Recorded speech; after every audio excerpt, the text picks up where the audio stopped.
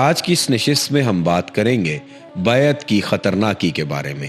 پچھلی نشست میں آپ نے سنا کہ دوسری بیعت عقبہ میں جب لوگوں نے رسول اللہ صلی اللہ علیہ وسلم پر بیعت کر لی تو اس کے بعد اس بیعت کی کچھ خطرناکیاں بھی تھیں جن کے متعلق ان لوگوں کو آگاہ کرنا بہت اہم تھا۔ بسم اللہ الرحمن الرحیم، اللہم صلی علی محمد وعلی آل محمد وعترتہ بعدد کل معلوم لک۔ السلام علیکم ناظرین، سیرت النبی صلی اللہ علیہ وسلم کی 25ویں نشست میں خوش آمدید۔ جب بیعت کی شرائط کے متعلق گفت و شنید مکمل ہو چکی اور لوگوں نے بیعت شروع کرنے کا ارادہ کیا تو صف اول کے 2 مسلمان جو نبوت کے سن 11 اور 12 نبوت کے ایام حج میں مسلمان ہوئے تھے، یکے بعد دیگرے اٹھے تاکہ لوگوں کے سامنے ان کی ذمہ داری کی نزاکت اور خطرناکی کو اچھی طرح واضح کر دیں، اور یہ لوگ معاملے کے سارے پہلوؤں کو اچھی طرح سمجھ لینے کے بعد ہی بیعت کریں۔ اس سے یہ بھی پتہ لگانا مقصود تھا کہ قوم کس حد تک قربانی دینے کے لیے تیار ہے۔ ابن اسحاق کہتے ہیں کہ جب لوگ بیعت کے لیے جمع ہو گئے تو حضرت عباس بن عبادہ بن نزلہ نے کہا، تم لوگ جانتے ہو کہ ان سے کس بات پر بیعت کر رہے ہو؟ یعنی نبی صلی اللہ علیہ وسلم سے کس بات پر بیعت کر رہے ہو؟ جی ہاں کی آوازوں پر حضرت عباس نے کہا، تم ان سے سرخ اور سیاہ لوگوں سے جنگ پر بیعت کر رہے ہو۔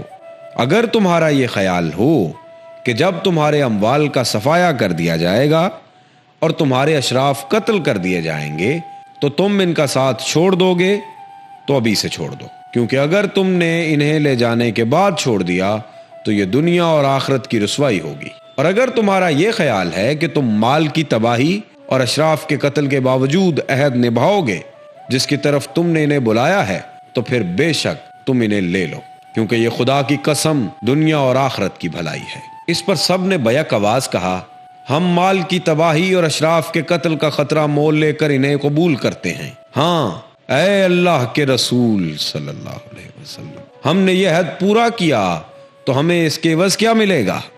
آپ صلی اللہ علیہ وسلم نے فرمایا، جنت۔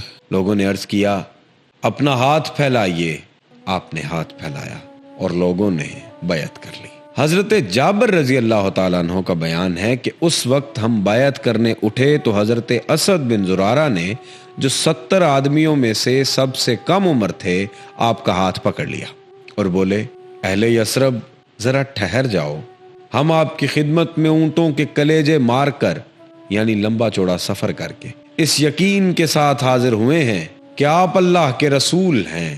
آج آپ کو یہاں سے لے جانے کا معنی یہ ہے کہ سارے عرب سے دشمنی، تمہارے چیدہ سرداروں کا قتل اور تلواروں کی مار، لہٰذا اگر یہ سب کچھ برداشت کر سکتے ہو تو تب انہیں لے چلو، اور تمہارا اجر اللہ پر ہے، اور اگر تمہیں اپنی جان عزیز ہے تو انہیں ابھی سے چھوڑ دو، یہ اللہ کے نزدیک زیادہ قابل قبول عذر ہوگا۔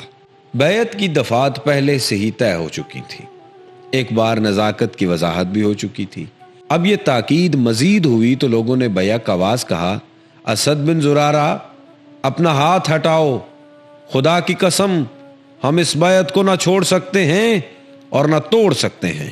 اس جواب سے حضرت اسد کو اچھی طرح معلوم ہو گیا کہ قوم کس حد تک اس راہ میں جان دینے کے لیے تیار ہے۔ در حقیقت حضرت اسد بن زرارہ حضرت مصعب بن عمیر کے ساتھ مل کر مدینے میں اسلام کے سب سے بڑے مبلغ تھے، اس لیے طبعی طور پر وہی ان بیعت کنندگان کے دینی سربراہ بھی تھے، اس لیے سب سے پہلے انہوں نے بیعت بھی کی۔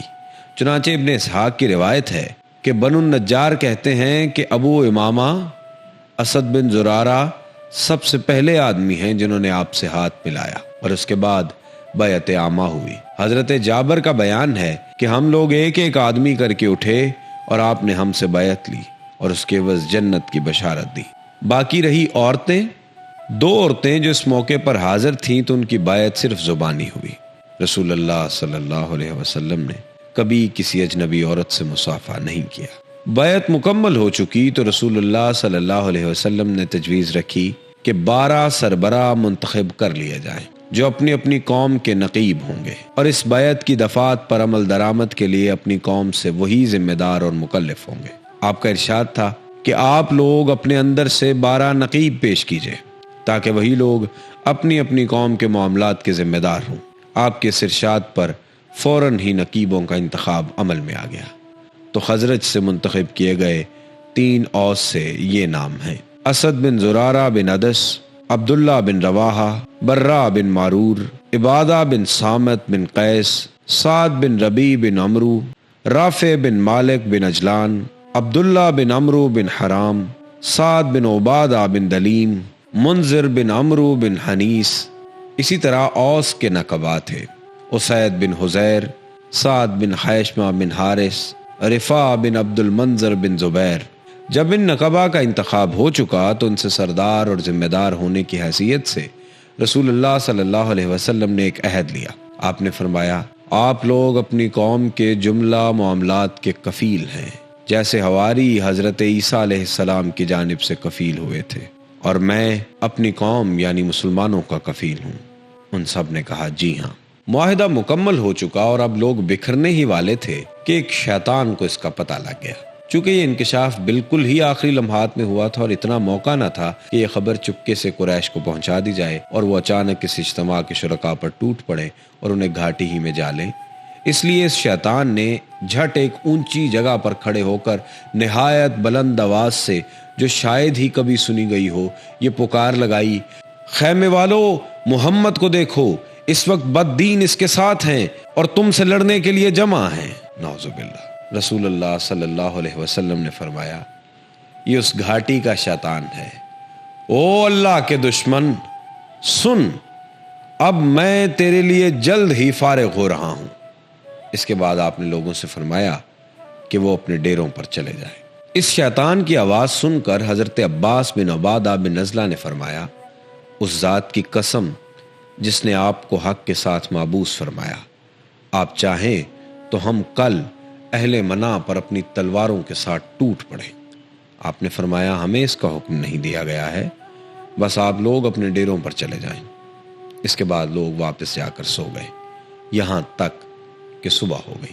یہ خبر قریش کے کانوں تک پہنچی تو غم و الم کی شدت سے ان کے اندر کوہرام مچ گیا، کیونکہ اس جیسی بیعت کے جو نتائج ان کے جان و مال پر مرتب ہو سکتے تھے اس کا انہیں اچھی طرح اندازہ تھا۔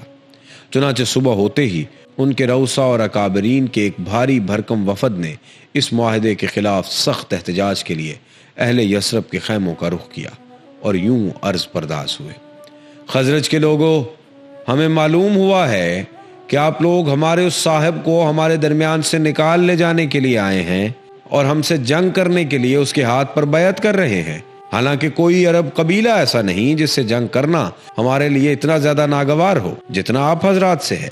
لیکن چونکہ مشرکین خزرج اس بیعت کے بارے میں سرے سے کچھ جانتے ہی نہ تھے، کیونکہ یہ مکمل رازداری کے ساتھ رات کی تاریکی میں زیر عمل آئی تھی، اس لیے مشرکین نے اللہ کی قسم کھا کھا کر یقین دلایا کہ ایسا کچھ ہوا ہی نہیں ہے، ہم اس طرح کی کوئی بات سرے سے جانتے ہی نہیں ہیں۔ بالآخر یہ وفد عبداللہ بن ابی بن سلول کے پاس پہنچا۔ وہ بھی کہنے لگا: یہ باطل ہے، ایسا نہیں ہوا، اور یہ تو ہو ہی نہیں سکتا کہ میری قوم مجھے چھوڑ کر اس طرح کا کام کر ڈالے۔ اگر میں یثرب میں بھی موجود ہوتا تو بھی مجھ سے مشورہ کیے بغیر میری قوم ایسا نہ کرتی۔ باقی رہے مسلمان تو انہوں نے کنکھیوں سے ایک دوسرے کو دیکھا اور چپ سادھ لی۔ ان میں سے کسی نے ہاں یا نہیں کے ساتھ زبان نہیں کھولی۔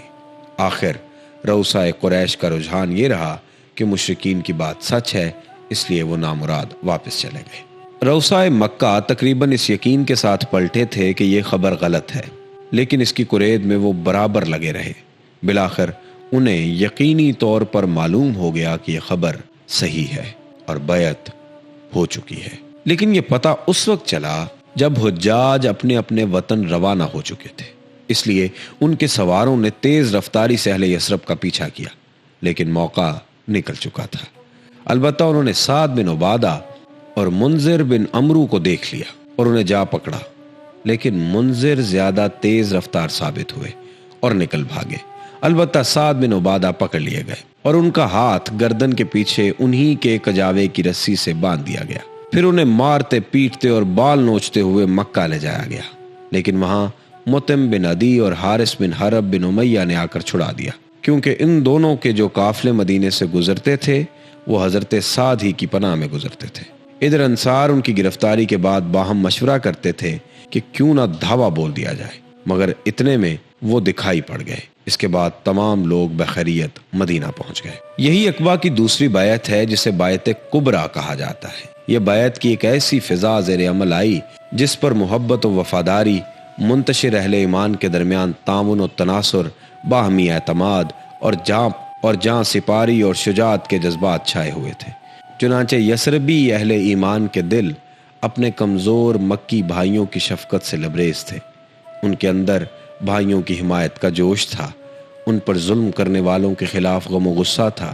ان کے سینے اپنے اس بھائی کی محبت سے سرشار تھے جسے دیکھے بغیر محض للہ فی اللہ اپنا بھائی قرار دے لیا تھا، اور یہ جذبات و احساسات محض کسی عارضی کشش کا نتیجہ نہ تھے جو دن گزرنے کے ساتھ ساتھ ختم ہو جاتے، بلکہ اس کا منبع ایمان باللہ، ایمان بالرسول اور ایمان بالکتاب تھا، یعنی وہ ایمان جو ظلم و عدو ان کی کسی بڑی سے بڑی قوت کے سامنے سرنگوں نہیں ہوتا، وہ ایمان کہ جب اس کی باد بہار چلتی ہے تو عقیدہ و عمل میں عجائبات کا ظہور ہوتا ہے۔ اسی ایمان کی بدولت مسلمانوں نے صفحات زمانہ پر ایسے ایسے کارنامے ثبت کیے اور ایسے ایسے آثار و نشانات چھوڑے کہ ان کی نظیر سے ماضی و حاضر خالی ہیں اور غالباً مستقبل بھی خالی ہی رہے گا۔